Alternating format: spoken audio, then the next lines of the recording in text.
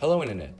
Today I'm joined here by my very special guest who just happens to be the most famous AI virtual assistant of all time, Siri. How are you doing, Mrs. Siri? Can I call you Cece? I'm just going to take that as a yes. By the way, do you like my suit? I got dressed up just for this interview. Hey Siri.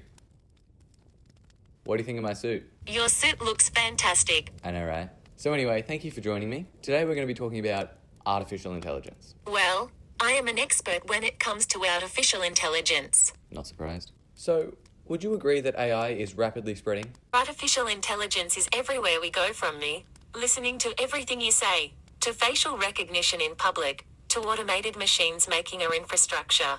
Let's first talk about machine learning, which is a branch of AI. Machine learning is divided into three rudiments: supervised learning, unsupervised learning, and reinforcement learning. Supervised learning is when a machine must be taught by a human. Unsupervised learning is when a machine presumes its own output based off an input it is given.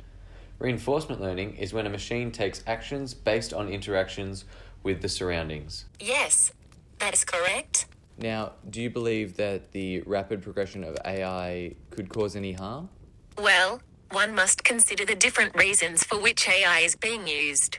Obviously, it has its own positives and negatives, which are often not hard to separate. For example, AI in Spotify, good. Robots, bad. Education, good. Superintelligence, bad. Video games, good. Wow. So you believe robots are bad? Yes, are you kidding? Have you seen the videos of Bina 48 and Sophia? All they talk about is world domination. As was stated by Elon Musk, we are rapidly heading towards digital superintelligence that far exceeds any human. The progression in human development of superintelligence, that is smarter than any human on Earth, is fundamentally flawed. But anyway, Sam, all this talk of superintelligence is scary. As Musk said himself, it scares the hell out of me. We should focus on the positives of AI. Now, Siri, I believe we have time for one final question. Now, could you please name a couple of positive examples of AI for our audience? Of course, unmistakably everyone is tentative with their trust in AI, yet they won't do anything about it. They want to remain unseen and untracked, yet they'll use or interact with branches of AI every day, such as credit cards, security cameras, GPS.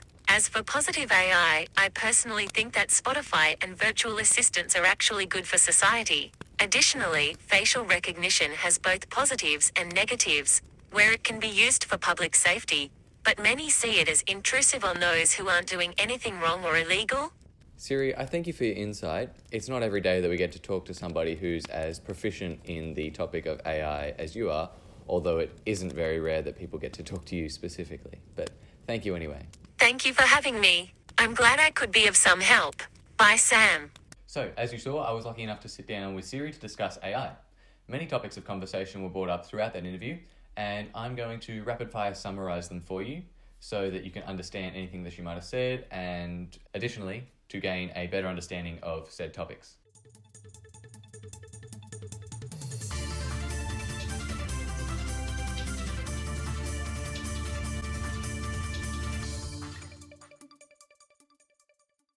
In case you weren't already sure, that was two definitions of artificial intelligence for you. Now let's jump into it. Spotify, not just a market money-driven company. Spotify uses AI software and uses data to personalize the listening experience for its listeners. This AI software is used to predict what the listeners would like to listen to, whether it be recommended songs, artists, podcasts, or genres. Home virtual assistants, they're made to make life easier for humans. Not having to switch off a switch, not having to go on your phone to search something up, not having to set an alarm. It's really positive. Google acknowledged that its contractors can hear what people are asking their Google Assistant. Through that AI software, they can target what they want to tell those people. Robots. Siri mentioned Bina 48 and Sophia. Those two scary looking robots that are very lifelike, who can think for themselves, have facial expressions. I can't be the only one who thinks that's really, really scary.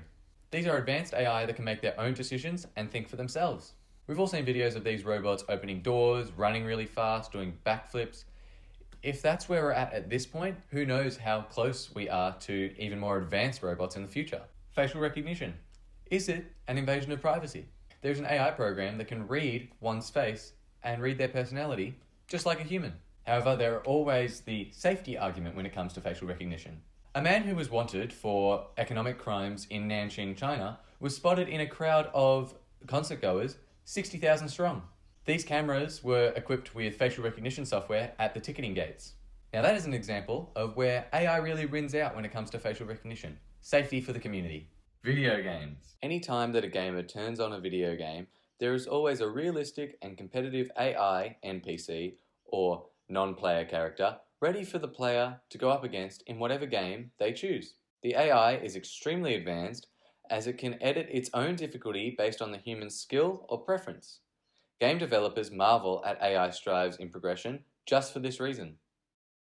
AI always has negative connotations attached to it. However, what about when it comes to education? This technology can automate grading, support teachers, support students, provide personalized help, and identify any weaknesses in the classroom. Other AI that we interact with every day are kiosks at McDonald's, checkouts at Woolworths and Coles, and FPOS and credit card machines. Now, as a McDonald's employee, I can tell you all about Macca's kiosks.